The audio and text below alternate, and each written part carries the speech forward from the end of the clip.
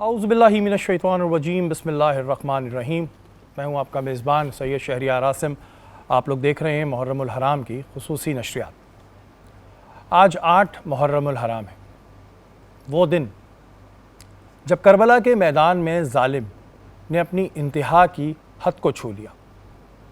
7 محرم الحرام کو حضرت حسین کے خیموں کا پانی روک دیا گیا۔ حضرت حسین، ان کے اہل و عیال، ان کے وفادار ساتھی شدید تکلیف میں تھے، پیاس میں تھے، لیکن اس کے باوجود بھی انہوں نے صبر کا دامن نہیں چھوڑا۔ یہ ہمیں سکھاتا ہے کہ جب تم باطل کے سامنے کھڑے ہو تو مومن صرف تلوار سے نہیں لڑتا بلکہ صبر اور کردار سے بھی لڑتا ہے۔ آج ہم جانیں گے کہ حضرت امام حسین نے اپنے کردار سے ہمیں کیا پیغام دیا۔ اس شعر کے ساتھ اپنی اس نشست کا آغاز کرتا ہوں کہ گھٹنے نہ ٹیک دے، گھٹنے نہ ٹیک دے کوئی باطل کے سامنے، بچوں کو پھر سناؤ قصہ حسین کا۔ ہمارے ساتھ موجود ہیں علامہ سجاد شبیر رضوی صاحب، السلام علیکم۔ ان کے برابر میں موجود ہیں مفتی محسن الزماں صاحب، السلام علیکم۔ اور نوحہ خوانی کے فرائض انجام دینے کے لیے ہمارے ساتھ موجود ہیں جویریہ فاطمہ، السلام علیکم۔ وعلیکم السلام ورحمۃ اللہ۔ علامہ صاحب، آپ سے شروعات کرتے ہیں کہ جیسے کہ میں نے شروعات میں کہا کہ آج 8 محرم الحرام ہے اور آج کے دن کو مولا عباس سے منسوب کیا جاتا ہے۔ اگر ہم مولا عباس کی بات کرتے ہیں تو بڑے ہی بہادر اور جری جوان تھے۔ یزید فوج ان کے خوف سے سوتی نہیں تھی۔ میں چاہوں گا کہ ہمارے دیکھنے والوں کو مولا عباس کے بارے میں بتائیں۔ اعوذ باللہ من الشیطان الرجیم، بسم اللہ الرحمن الرحیم۔ شریف بھائی بہت شکریہ۔ آج 8 محرم ہے اور منسوب ہے قمر بنی ہاشم، یعنی بنی ہاشم کا چاند۔ حضرت عباس کو بہادری یوں ورثے میں ملی کہ مولا کائنات علی ابن ابی طالب کے فرزند ہونے کی وجہ سے بہادری آپ کو ورثے میں ملی، اور آپ کی والدہ کا جو خاندان تھا عرب کا سب سے شجاع خاندان، خاندان بنی کلاب، یعنی آپ کی والدہ کا تعلق عرب کے سب سے شجاع خاندان میں سے تھا۔ اور پھر جب تربیت آپ کی مولا کائنات علی ابن ابی طالب علیہ السلام نے کی اور تلوار زنی جس کو مولا کائنات سکھائیں، تو حضرت عباس بہادر اور شجاع، یعنی یوں سمجھ لیجئے کہ شجاعت آپ کی میراث تھی۔ اور جب تک واقعہ کربلا میں حضرت عباس موجود رہے، تمام بچوں کو امید تھی کہ مولا عباس فرات پہ قبضہ کریں گے اور پانی لائیں گے۔ بالکل۔ اور جناب زینب یہ کہتی تھیں بار بار کہ بیبیوں فکر نہ کرنا میرا بھائی، میں 18 بھائیوں کی بہن ہوں، جب تک میرا عباس ہے میں تمہارے پردے کی ضامن۔ اور وہی ہوا تھا کہ جب حضرت عباس اجازت لینے گئے تھے کہ میں پانی لینے جا رہا ہوں، تب انہوں نے یہ کچھ بات بھی غالباً کہی تھی کہ اب جب تک عباس تھا تب تک میں ضامن تھی، اب میں تمہارے پردے کی۔ جیسے ہی مولا عباس نے اجازت طلب کی، اور شریف بھائی یہاں میں بتا دوں کہ اگر امام حسین علیہ السلام حضرت عباس کو جنگ کی اجازت دے دیتے تو شاید واقعہ کربلا جو ہے اس طریقے سے نہ ہوتا۔ اچھا علامہ صاحب، یہی بات جو ہے میں اسی طرف آ رہا تھا کہ اجازت کیوں نہیں دی؟ وجہ کیا تھی؟ کیا حضرت امام حسین کو پتہ تھا کہ اگر عباس کو اجازت دے دی پھر تو جنگ ہونی ہی نہیں ہے؟ کیونکہ آخر تک اجازت نہیں دی، پانی کا انتظام کہہ دیا تھا، کیونکہ ظاہر مولا عباس کہہ رہے تھے کہ آپ سب کو اجازت دے رہے ہیں، اب تو مجھے دے دیں۔ ظاہر بچوں تک کو وہ اس میں بھیج دیا گیا ہے، لیکن پھر بھی پانی کی اجازت دی، جنگ کی اجازت دی۔ امام حسین سے حضرت عباس کہتے تھے تو امام حسین کہتے تھے تم میرے لشکر کے سپہ سالار ہو۔ بالکل۔ اور حضرت عباس دیکھ کے کہتے تھے کہ مولا وہ لشکر کہاں رہا، جہاں تک جنگ کی بات ہے تو جنگ تو کسی نے کی نہیں، اس لیے کہ امر الہی تھا۔ واقعہ کربلا کوئی حادثہ نہیں تھا، واقعہ کربلا ایک پری پلان تھا، یعنی یہ پہلے سے طے تھا کہ جب آغوش رسالت میں سرکار دو عالم کے امام حسین آئے تھے، اسی وقت جبرائیل نے فرما دیا تھا کہ یہ بیٹا آپ کا کربلا میں 3 دن کا بھوکا پیاسا مارا جائے گا۔ تو امام حسین امر الہی تھے، مشیت خداوندی ان کا ہر عمل، امام کا ہر فعل، امام کا ہر عمل مشیت خداوندی تھا. اسی وجہ سے تو یہ کہا علامہ اقبال نے کہ خودی کو کر بلند اتنا کہ ہر تقدیر سے پہلے خدا بندے سے خود پوچھے بتا تیری رضا کیا. یہ واحد امام حسین تھے جس کے لیے اللہ نے کہا کہ اے نفس مطمئنہ میں راضی ہو گیا مگر اب اپنی مرضی بتا, اب اپنی مرضی بتا. تو علامہ اقبال نے اس کو رقم کیا. تو اگر حضرت عباس کو اجازت مل جاتی جنگ کی تو ایسا نقشہ پلٹتے کہ شاید واقعی کربلا میں ایک ہی حضرت عباس کافی تھے. اچھا علامہ صاحب, ظاہر جب خیمے لگے, کیونکہ اس طرف یزیدی فوج تھی, یہاں پر خیمے تھے, تو سب سے پہلا خیمہ ہی مولا عباس کا تھا, اور اسی خیمے کی وجہ سے وہ یزیدی فوج کہتے تھے نا کہ رات بھر سو نہیں پاتی تھی کہ بھائی پہلا خیمہ ہی جو ہے وہ مولا عباس کا ہے. حضرت عباس کی ہیبت اتنی تھی اور حضرت عباس کا جلال ایسا تھا کہ جب یہ کہا گیا 4 محرم کو کہ خیمے ہٹاؤ یہاں سے, تو جناب عباس کو جلال آیا تھا اور جناب عباس نے تلوار نکال کے ایک خط زمین پہ کھینچا تھا اور کہا کہ کس میں ہمت ہے کہ خیمے ہٹائے. تو جناب امام حسین نے جب دیکھا نا کہ یہ قمر بنی ہاشم بفر گیا ہے, یہ شیر بفر گیا ہے, تو آواز دی جناب زینب کو کہ بہن زینب اپنے بھائی عباس کو سنبھالو. جناب زینب نے آواز دی عباس نہیں, تلوار میان میں رکھ لو. بس یہ جملہ سننا تھا شہزادی کا کہ مولا عباس نے میان میں تلوار رکھی اور سر جھکا کے کہا کہ کاش آج مجھے تلوار چلانے دیتے تو میں دیکھتا کہ فرات سے خیمے کیسے ہٹتے. اور میں آپ کو بتاؤں, ظاہر ہے جیسے کہ علامہ صاحب نے بہت خوب بیان کیا کہ یہ واقعہ ہوتا ہی نہیں کہ اگر اجازت دے دی جاتی, لیکن ظاہر ہے شروع سے ہی پتہ تھا. بہت ساری ایسی چیزیں ابھی ہم آگے بھی ڈسکس کریں گے کہ جب ہم سنتے ہیں کہ ہم کہتے ہیں کہ تو پہلے ہی پتہ تھا, لیکن اللہ کی رضا کے لیے جو ہے, اللہ کی رضا کے لیے انہوں نے کہا کہ نہیں, کہ اگر میرے رب نے کہا ہے تو ٹھیک ہے, پھر ایسے ہی صحیح. مفتی صاحب آپ کی جانب آؤں گا. جیسے کہ 7 محرم الحرام کو جو ہے میں نے شروعات میں کہا تھا کہ پانی بند کر دیا گیا تھا, کیا یہ جنگ کا رول تھا کہ پانی بند کر دینا, اس طرح کا ظلم کرنا, کیا یہ اس طرح کا رول ہوتا تھا کبھی جنگوں میں؟ اللہ اکبر. بسم اللہ الرحمن الرحیم. قال اللہ تعالیٰ فی القرآن المجید ولا تقولوا لمن یقتل فی سبیل اللہ اموات بل احیاء ولکن لا تشعرون.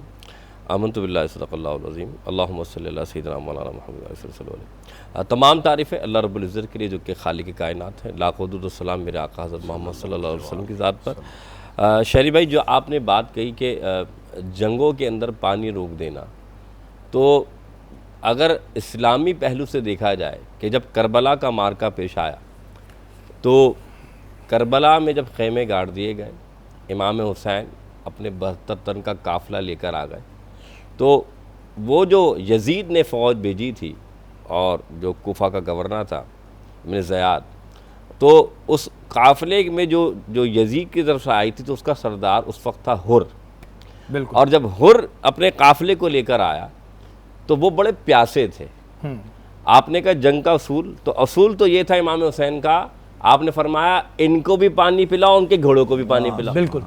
اب بات ذرا غور کیجئے کہ یہاں سے اصول یہ قائم ہو رہا ہے کہ اگر تم جنگ کے لیے بھی آئے ہو تو اگر تم تمہارا ذہن, تمہارے افکار, تمہارا کردار کچھ بھی ہو, تم مجھ سے جنگ کرنے بھی آئے ہو, حالانکہ جیسے ابھی علامہ صاحب نے فرمایا کہ وہ جنگ تو تھی نہیں, یہ تو اللہ تعالیٰ کی رضا مندی تھی کہ ہمیں یہ کام کرنا ہے, پھر بھی آپ نے فرمایا کیا کہ ان کو بھی پانی پلانا اور ان کے سواری جس سوار پر ہو گئے ان سواری کو بھی پانی پلانا.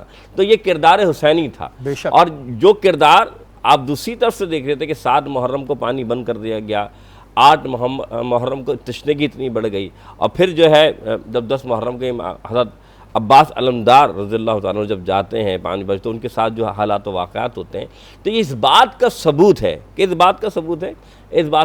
ہے کہ آپ علیہ الصلوۃ والسلام یعنی امام حسین نے یہ نہیں دیکھا کہ غیر ہے یا اپنا ہے, یہ آیا ہے اسے پانی پلا دو, یہ کردار حسین. بے شک. اور اس کے بعد جو جناب حر تھے, ظاہر پہلے انہوں نے فروخ لیا تھا, اس پر بھی ہم ڈسکس کریں گے کہ اس کے بعد 9 محرم کی جب رات آئی تھی تو اس کی کیا کیفیت تھی, اور جب وہ گئے انہوں نے معافی طلب کی تو اس وقت کیا کردار تھا. اس وقت ہمارے ساتھ علامہ سجاد صاحب موجود ہیں.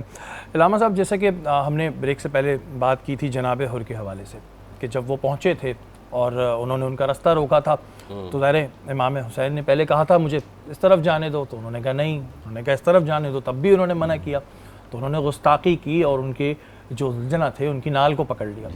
تب حضرت امام حسین نے کیا کہا تھا، اور پھر بعد میں جناب حر نے جو ہے بعد میں معافی بھی مانگی تھی 9 محرم کو، تو وہ کیا کہا تھا؟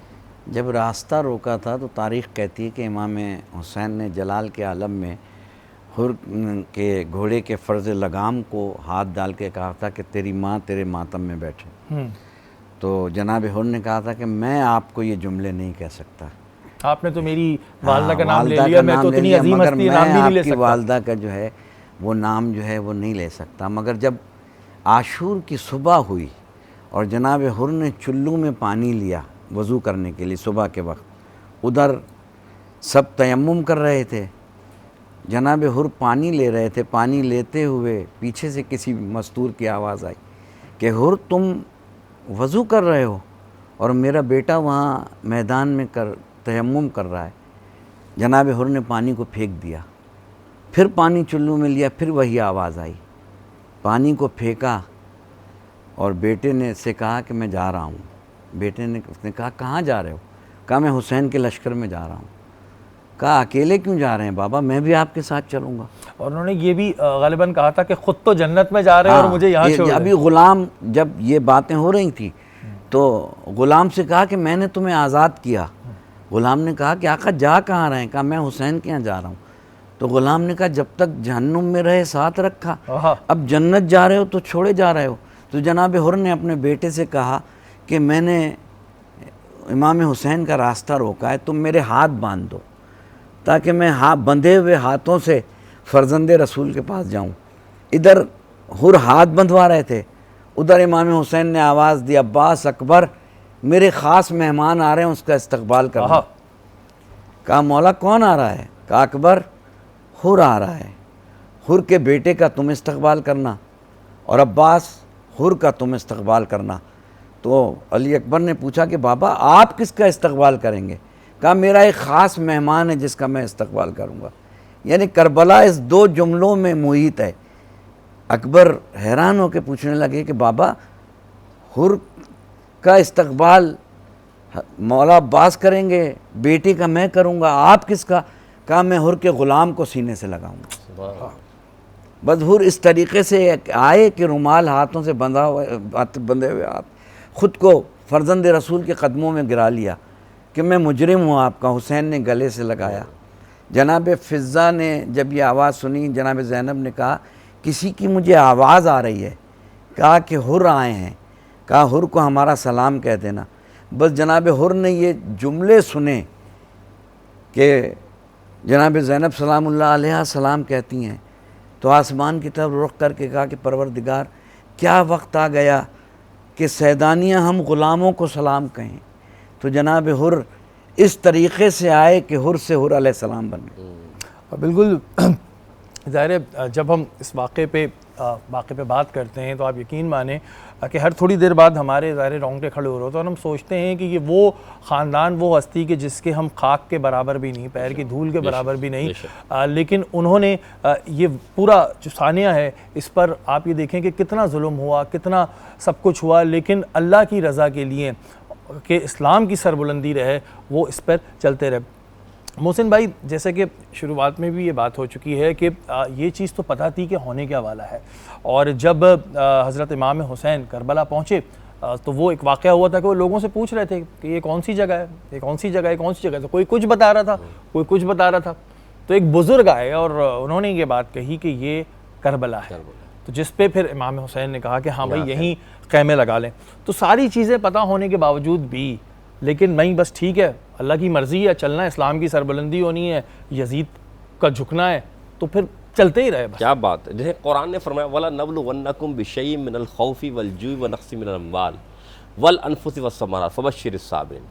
قرآن نے اس پورے جس آیت کے اندر نا پورا مضمون کربلا جو ہے واضح کر دیا. اللہ فرما رہا ہے ہم تمہیں آزمائیں گے.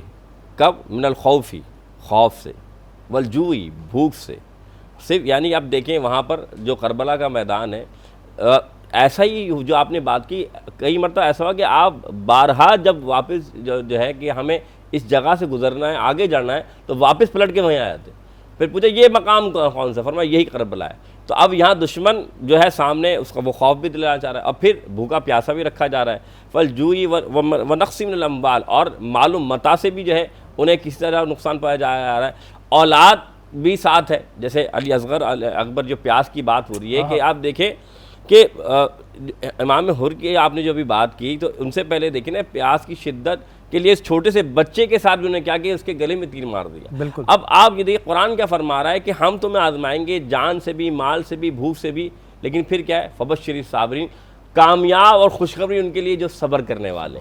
اب ذرا غور کیجئے کہ اس واقعے میں جو بات ہوئی، آپ نے حضرت عباس کی بات کی، اب یہاں پر صرف نام نہیں گنوائے جا رہے بلکہ القابات بھی ملتے جا رہے ہیں۔ حضرت عباس کو باب الحوائج کہا گیا ہے، یعنی ایسا دروازہ جہاں حاجتیں پوری ہوتی ہوں، یعنی ان کو وہ لقب مل گیا کہ ان کے وسیلے سے، کہ ان کے بازو بھی کٹ گئے مخیزہ لانے کے لیے، دانتوں میں لے کر آ رہے ہیں، آخری وقت میں میرے آقا کے نواسے نے کیا فرمایا کہ عباس تمہارے جانے سے میرا بازو کٹ گیا۔ اور پھر معلوم یہ چلا کہ آپ کو جو لقب ملا کہ آپ کے وسیلے سے جب کوئی مانگتا ہے تو اعلیٰ سے فرماتا ہے اللہ تعالیٰ اس وسیلے کو اتنا قبول فرماتا ہے کہ اس کی حاجت کو پورا فرما دیتا ہے۔ اب آپ امام حر کی جب بات کرتے ہیں، یہ وہ شخصیت تھے کہ جب آنے لگے نا 9 محرم کو، تو انہوں نے اپنے نیزے کو بھی پھینکا، اپنی تلوار کو بھی پھینکا، اور آ کر سب سے پہلے ایک عرض کی، وہ یہ عرض کی کہ آقا جو مجھ سے خطا ہوئی وہ معاف فرما دیجئے۔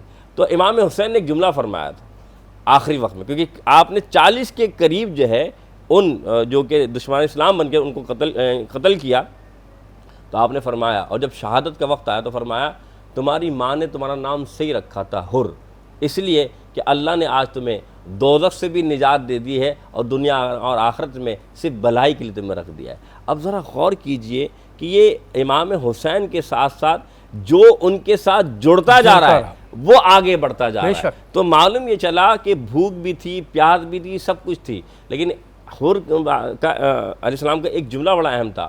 آپ نے اپنے بیٹے سے کہا جب کہ آپ بابا کیوں جانا چاہتے ہیں، تو کہا مجھے نظر آ رہا ہے کہ میں دوزخ سے نکل کر جنت کی طرف جا رہا ہوں۔ بالکل۔ اور اس میں علامہ صاحب یہ بھی تھا کہ جب جو جناب حر تھے ان کا بیٹا جب شہید ہو گیا تو امام حسین نے کہا کہ حر تم مت جاؤ، کیونکہ جوان ظاہر باپ کے کاندھوں پہ بیٹے کا جیسے ہی جناب حر کے بیٹے نے آواز دی کہ بابا میرا آخری سلام، تو جناب حر اٹھے اور چاہتے تھے کہ میں مقتل کی طرف جاؤں، تو امام حسین نے بازو سے پکڑا اور بازو سے پکڑ کے کہا کہ حر، جوان بیٹوں کے لاشوں پر ضعیف باپ نہیں جاتے، میں جاؤں گا۔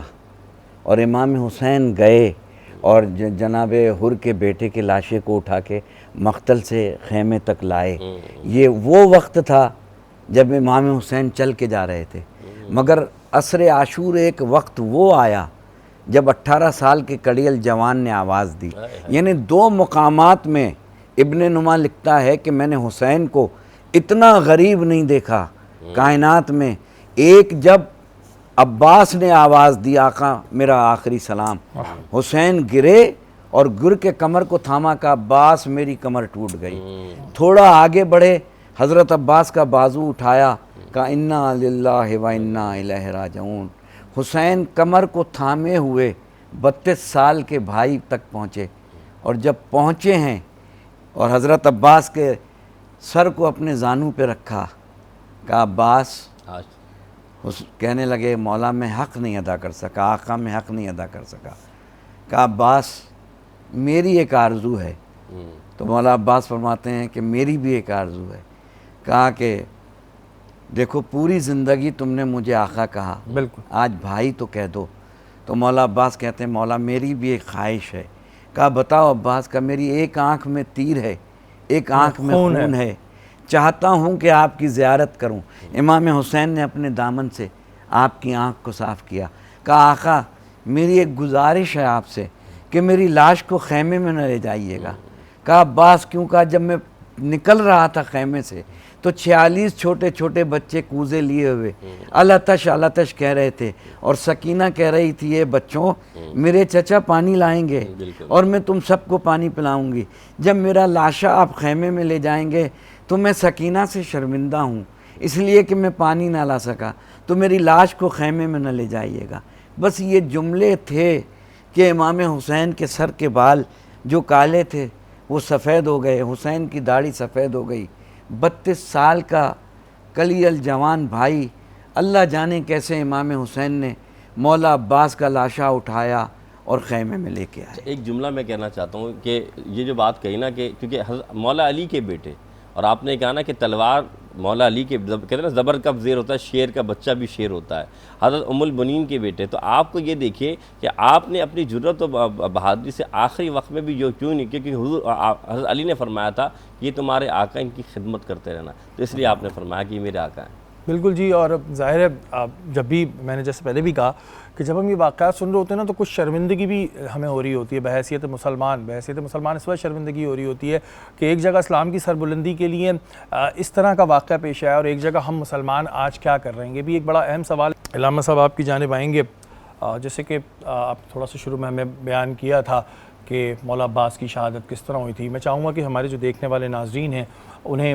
وہ پورا واقعہ بیان کیا جائے کہ جب اجازت تو ظاہر ملی ہی نہیں تھی، پانی کے لیے کہا گیا تھا، اس کے بعد جب وہ بی بی زینب کے خیمے میں گئے، اس کے بعد سے جو شہادت کا ان کا سلسلہ تھا اس پہ تھوڑی بات کیجیے۔ جی، جیسے ہی امام حسین سے گھڑی گھڑی حضرت عباس کہہ رہے تھے کہ مجھے اجازت دیجیے، جب اجازت ملی اور حضرت عباس جو ہے وہ خیمے سے باہر آ رہے تھے تو حمید ابن مسلم کہتا ہے کہ مجھے ایسا معلوم دے رہا تھا جیسے کہ خیمے سے کوئی لاشا نکلتا ہے، اس لیے کہ چھوٹے چھوٹے بچے جناب عباس سے چپٹ جاتے تھے، لپٹ جاتے تھے کہ چچا نہ جائیے، امو نہ جائیے۔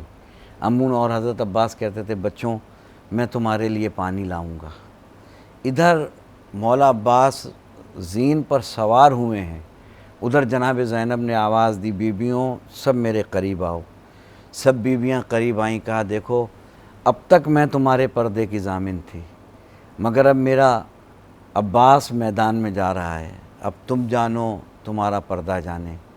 جناب عباس چلے، راوی کہتا ہے کہ فوج اشکیہ میں ایک ایسا وہ خوف طاری ہو گیا تھا کہ شاید حضرت علی آ گئے ہیں لڑنے، یعنی شجاعت ایسی تھی، حالانکہ تلوار میان میں تھی، اگر حضرت عباس تلوار نکال دیتے تو پتہ نہیں کربلا کا منظر کیا ہوتا۔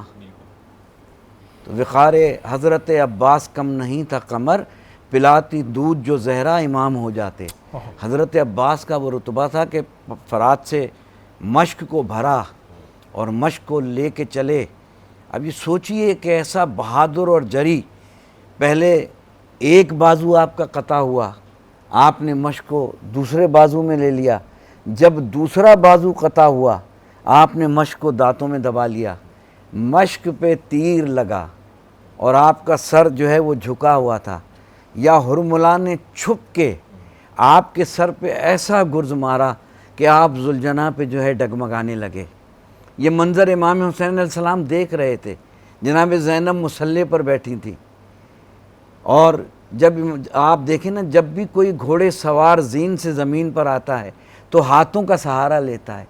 اب جب امام حسین جب حضرت عباس زین سے زمین پر آئے تو ہاتھ تو آپ کے تھے نہیں، کیا منزل ہوگی جب مولا عباس کو ہرملا نے سر پہ تیر مارا، اور میں نے وہ مقام دیکھا ہے جہاں پہلا بازو حضرت عباس کا شہید ہوا، پھر جہاں دوسرا بازو شہید ہوا، اور وہ مقام جہاں حضرت عباس زین سے زمین پر آئے، وہ کتنا کٹھن مرحلہ تھا جب حضرت عباس زین سے زمین پر آئے ہیں اور مشک چھت گئی، آس ٹوٹ گئی۔ صرف حضرت عباس کی آس نہیں ٹوٹی، راوی کہتا ہے کہ جب تک حضرت عباس تھے میں خیموں میں التش التش کی صدا سن رہا تھا، مگر جیسے ہی خالی مشکیزہ اور علم آ گیا اس کے بعد سے میں نے حسین کے خیموں میں التش کی آواز نہیں سنی، اس لیے کہ حضرت عباس کی شہادت کے بعد بچوں نے سمجھ لیا کہ اب پانی نہیں آ سکتا۔